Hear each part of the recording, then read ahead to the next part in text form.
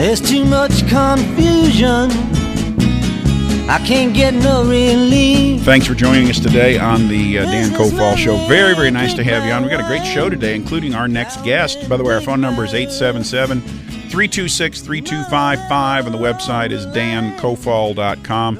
And you can listen to us on TalkStream Live 24 hours a day, replay of the show. And you can also listen to us via phone at 716-748-0729. You go to the website, and all those numbers are out there for you. So we hope that you do head out there to the website or to TalkStream Live and pick us up. My next guest, I love talking with Gerald. He winds my stem every time we chat, and he makes me think about things that I generally don't think about in every conversation, and I can say that about so few people in this world. Gerald Celente is our guest. He is the president of TrendsResearchInstitute. He's an American trends forecaster, business consultant, and author, and he talks about the global financial markets and other events, including Singularity, which we're going to get to here in just a minute. And he's been an advisor to I think just about every news station in the country, and he's our friend, and it's great to have you on. Hi, Gerald. Hello, Dan. Thank you. It's very kind of you. Well, I'd like to give you more time, but I don't want to on the intro. But I don't want to cut you off of your content, my friend. Let's go to the 2015 forecast at your conference, December 6, 2014. Let's talk a little bit about that. Let's get a plug in for that first.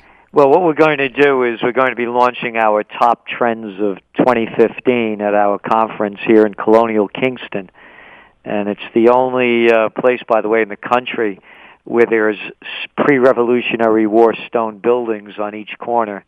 And we have three of them, including the 1774 Academy, where many of the greats went to school in the old day.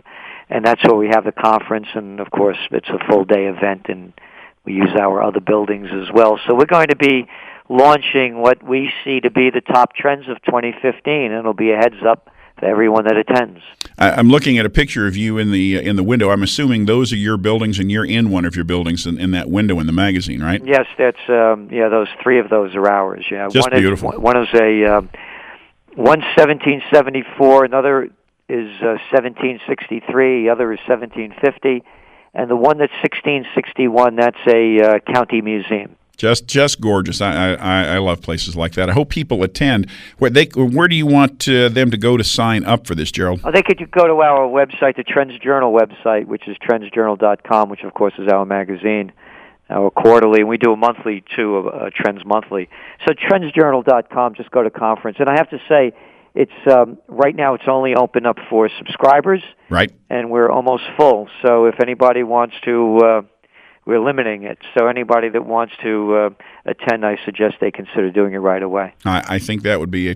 I would love to go to the event. It depends on how much time I have available. This would be great. And I'm not asking you to take anything away from the event or any surprise or any content, but can you give us some idea of what you're looking at in 2015? Yeah, well, if you do go to our site, actually, go to the conference, and there's a videotape of Stanley and June Blum. We do more than just economics. Our globalnomics system of trend forecasting will look at over 300 different trend categories. And it's about where the future is going, how to prepare for it, and profit from it. Anyway, they're 95 years old. There's a video of them. Stanley just wrote his fourth book, and it's beautiful, and he became an artist. He began painting at 80. And June, who's a psychologist, has a great line. We're skipping old age.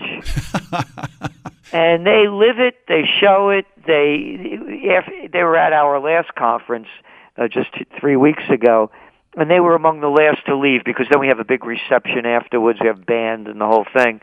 And they were dancing together. And so the point being is that the baby boomers are aging. It's an age quake. Are you going to be prepared for this age quake? Are you going to retire, or are you going to keep living? Are you going to be producing, or are you going to be doing nothing and going down? So one of the big trends we're going to be looking at, that's the kind of thing. On the age quake, what they're going to be looking for, how to stay healthy, and the other trends, of course, in economics, geopolitics, alternative energy. There's going to be a big one in that. And that's going to be very big because what you're seeing, what's going on with energy prices. So this could make them even look a lot worse.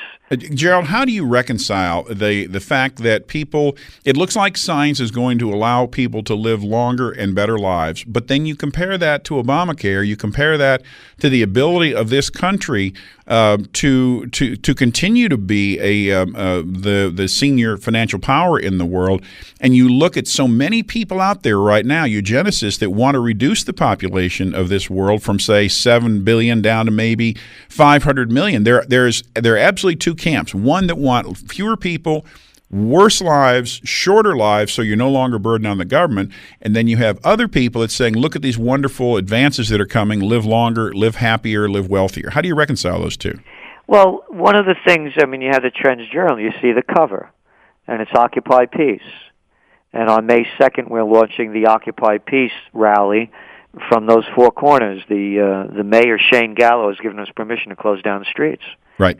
And he came up with a great line: build communities, not nations.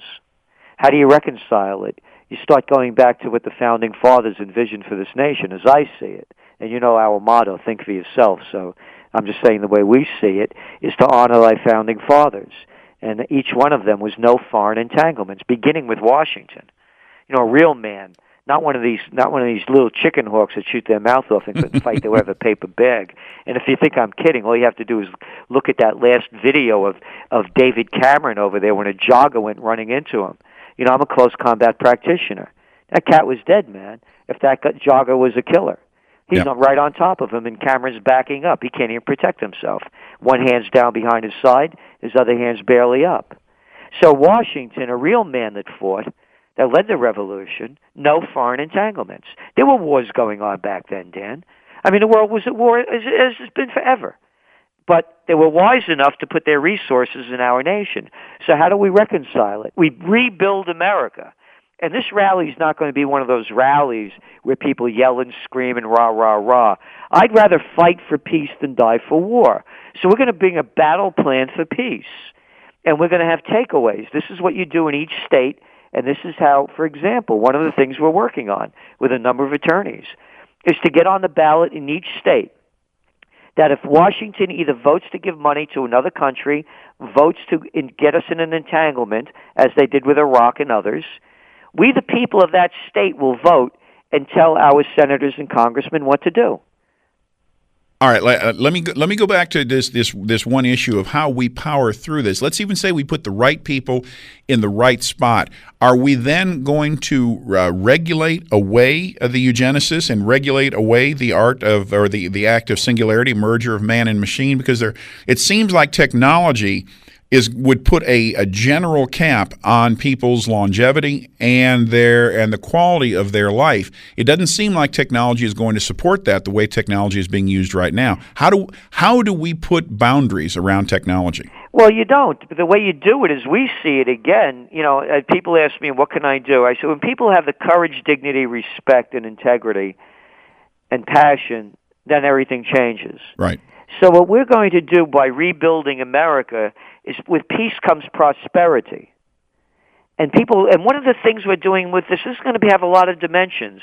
To me, and if you ever came to our offices, I hope you do someday. Thank you. There's art everywhere. And to me, beauty is the antidote to fear. Look what this nation has become. Beauty is gone. Beauty's gone into construction. Look at the ugly junk they put up that they call buildings. Look at how the people dress. Look at how the people look. So the whole thing is a whole psychological change, and that is to restore morality.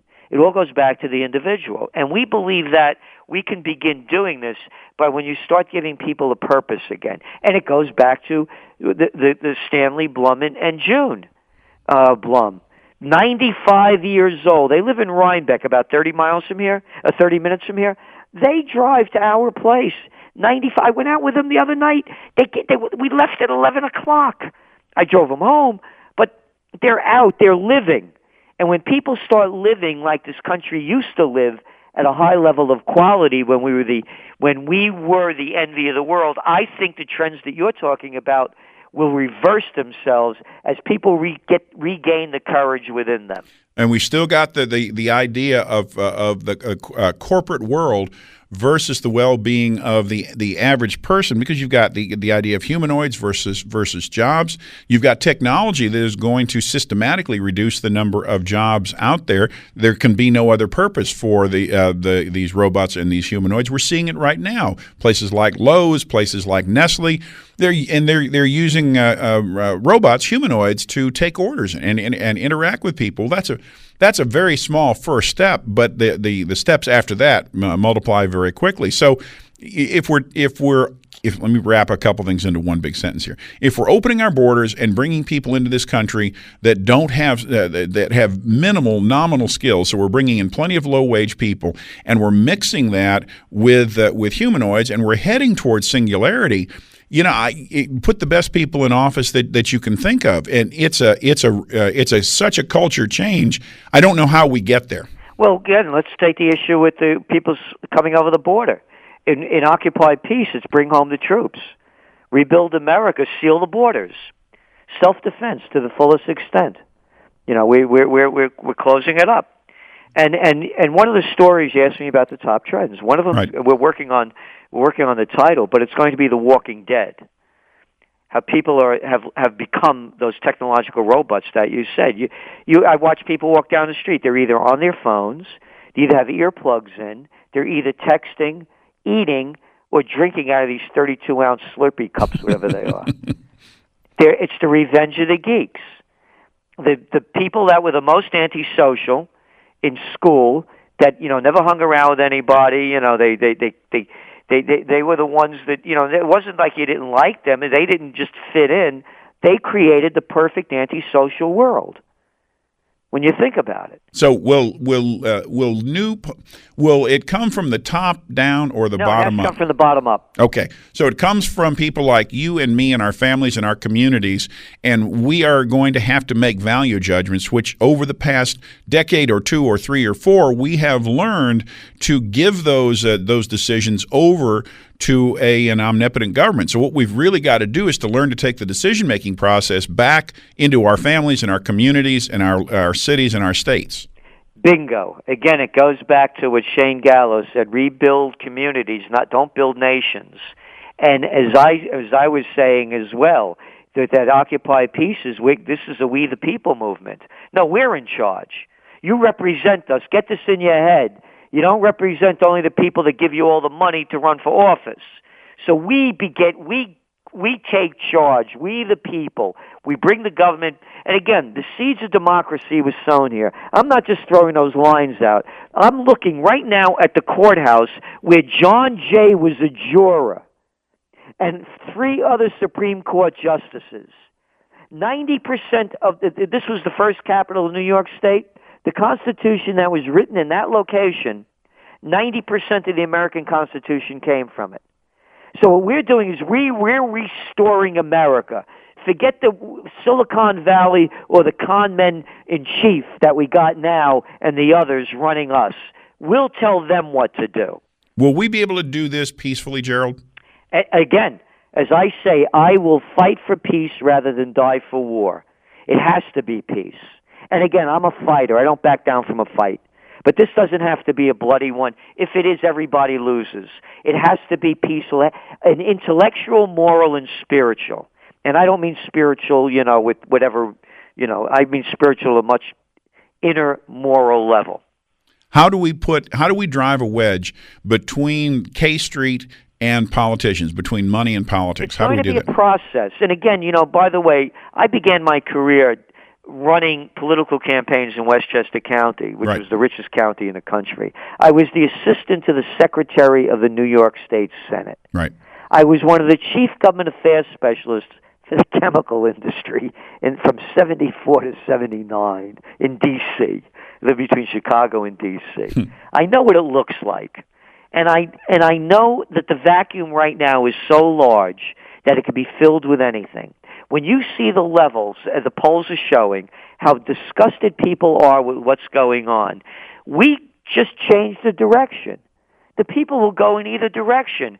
Look, if you give them a Big Mac or a filet mignon sandwich, which are they going to eat? Oh, absolutely. And that's what we're going to do. We're going to provide this filet mignon sandwich, but it's going to be one that's going to be grown internally. And when people regain their courage, dignity, respect, integrity, and passion, the whole game changes. Margaret Mead said it, that great sociologist, and it just takes a few of us. Again, no one. I guess the people that are caught up into the system and can't think for themselves, they're the only ones that believe in the system these days. So we could have a grander one, a greater one, a new renaissance, a rebuilding and enlightenment of America, bringing it back to the roots. We may be able to thank Barack Obama for this, and in a very twisted way, he has shown the absolute worst from this government. He's shown the lack of compassion. He himself has shown the best example of black-on-black crime that anybody could ever envision. And I think people like blacks are beginning to understand that he has cut them off at the knees with illegal immigration. American Hispanics, American citizens that happen to be Hispanic, don't want open borders, don't want to be cut off at the knees. And millennials are saying, hey, look, I have no job. I've got $200,000 in school debt, which you told me was okay, and I'm flipping burgers, and now I got a robot that's ready to come in. I think the very people that Obama and his administration have been counting on for that unquestionable support are the ones that are going to turn the tables on him. And the only thing that Obama has after over 6 years in office to show for it are a pack of lies, a string of failures, and a real bad attitude. Yeah, and it's a matter of, we do it one day at a time. You do it one publication, one speech at a time. It's a matter of being able to convey to people the magnitude of the wrong-headedness of this administration. Sign on one person, have them talk to 5 of their friends, those 5 talk to 5 of their friends, and the very viral nature of this is what's important. It's not just your one vote. We will lose if everybody says all I have to do is vote. You've got to talk to your friends and neighbors and coworkers. Who you vote for? The other side, to me, I'm a political atheist. Yep. To me, they're the Bloods and the Crips. They're both murderers and thieves. They start wars and steal our dough. Absolutely. Well, this election next week, even if the Republicans take the Senate, it doesn't make any difference. It'll be more the same. Yep. I don't know what's going to happen. I think you're going to see a record low turnout. Do you? I really do. Well, yeah, but I would say I'd agree with that, because what you're going to do is you're going to get the less Hispanics and less blacks at the poll. You're going to get whites and you're going to get conservatives, and you're going to get people whose eyes are now open to this administration. So it could be a low turnout, but a low turnout is good. I hate to say good for Republicans, because I'm with you. I don't give a damn of a Republican or Democrat. I agree. Me, I don't want any of them anymore. No, we need something new. They have nothing to show. Here, let me ask you a question. Sure. Tell me one great success that's come from either party in the last 20 years. We played this game at my house before, and that is a tough question. I can't honestly. I cannot think of a great success from this country in the last 20 years. No, I can't either. All I can see is a string of failures and very arrogant people. Yep. And we could say, well, there have been tremendous technological advances. Yes, mostly in the private sector. That has nothing to do with them. Nothing to do with that. I'm sorry, I have to retract that. Al Gore invented the internet. Well, and I love the folks at DARPA for one reason, is they do come up with the coolest things in the world, and those are some great scientists. The problem is they're a little off kilter sometimes with where they spend their time and their money. So the government has produced certain things, but and as usual, most new technology, most innovations go strictly and straightforwardly to either the intelligence community or the defense community. Like Eisenhower said. Yep. That's right. And so that's what we want to do. We want to redirect the priorities back to the people. There's so many people that want this system in place, though, Gerald. The military wants it in place. Right. That's them, and then there's us. They've been having their way for too long. I'm just trying to play the devil's advocate with you, because look, I know the odds, brother. I would love it if all of a sudden the lost and lonely voices out there finally say, "My God, I now get it," because the folks in the military, they like this. The folks in the intelligence community like this. The people on welfare like this. Everybody likes this. I would say folk them. Well, and not us. And I'll say one more thing. The leadership likes it. We've decimated the very middle of the military. We've decimated the middle of most organizations because we know that as long as you keep the high-end senior folks on board and threaten them with their pensions and pay them enough money, they'll do what you say. And then you've got nothing but foot soldiers at the other end that have not been well enough educated to be able to make a decision on their own. But once you decimate that middle, whether it's corporate America or military America, it's a hell of a good strategy. You really said a lot there when you decimate the middle, and both parties have decimated the middle. From the military to the multinationals taking over. Yep. The middle class, you know the numbers. Yep. What is it? Median household incomes below 1999 levels? Gerald, it's down once you adjust for inflation, 40 years in a row, median household income has dropped. When Bill Clinton, sorry to interrupt you there, Joe, but no. Bill Clinton, when he said, and he came on, he said, well, times have never been better than when I left office. Well, the problem with that is that when he left office, times were worse than when he came into office, and times were worse when George Bush 1 left office than when he came in. Things have been getting progressively worse for the last 20, 30, 40 years when it comes to quality of life, and once you adjust for inflation, it's been getting worse across the board. And that's what we want to do. We want to readjust priorities to bring it back to the people. People talk about, what freedom and democracy overseas. Hey, how about fixing Detroit?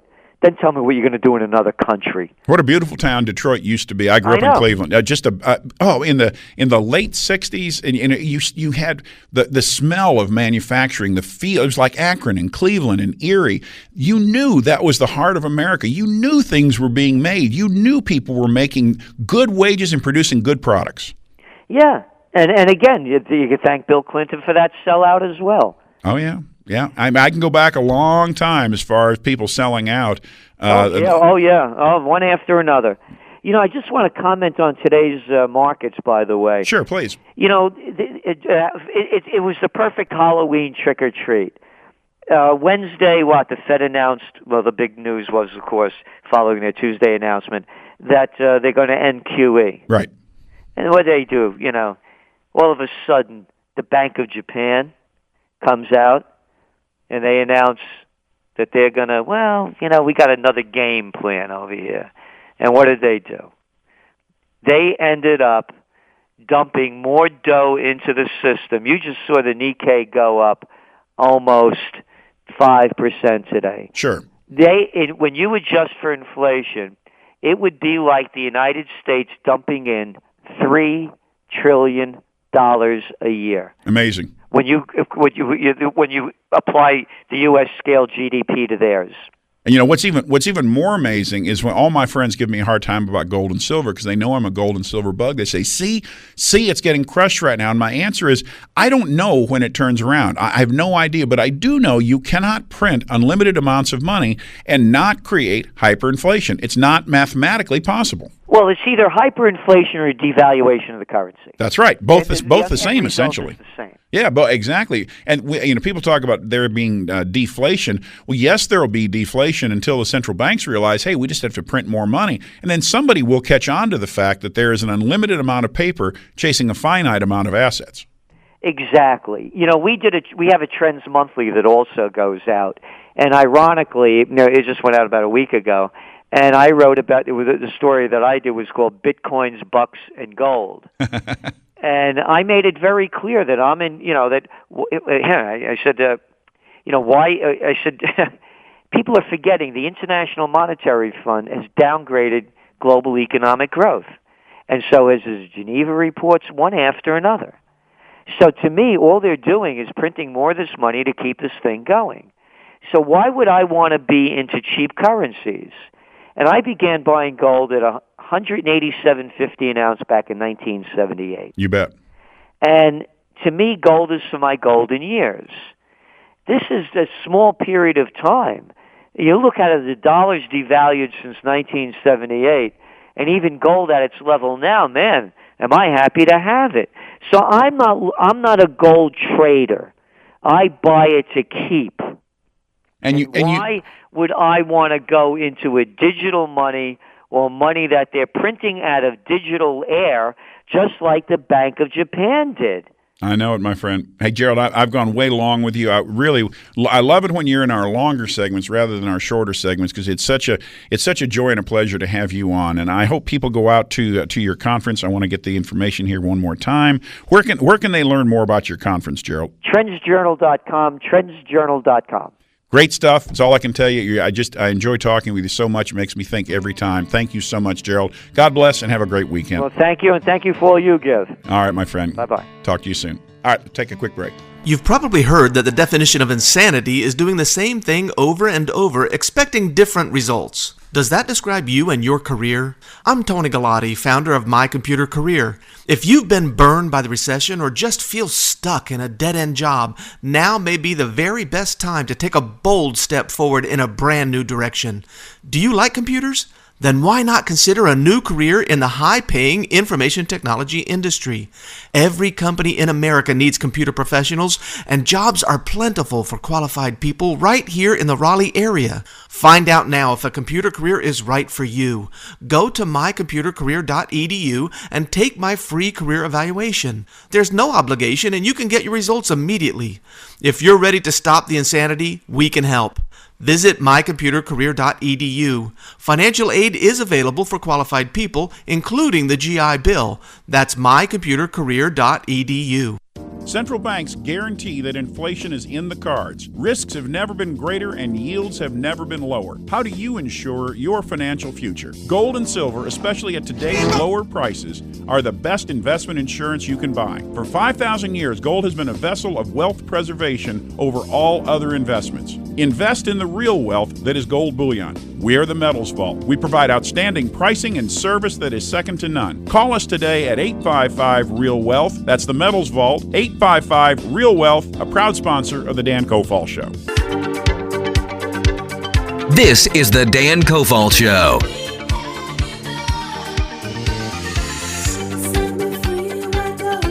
All right, coming up right after the break, we're going to have Colonel Randall Larson, USAF retired, and we're going to be talking about the United States and the 2014 bioresponse report card. That'll be this gentleman. We've had him on the show before. It's just a joy when you learn of all the many things that he has done. We'll have him on. We'll be closing out with our daily Ebola update, and we've got a few other things that we'll cover with you. We're out of time. Okay, we'll be back right after this break on the Dan Cofall Show. DanCofall.com, 877-326-3255.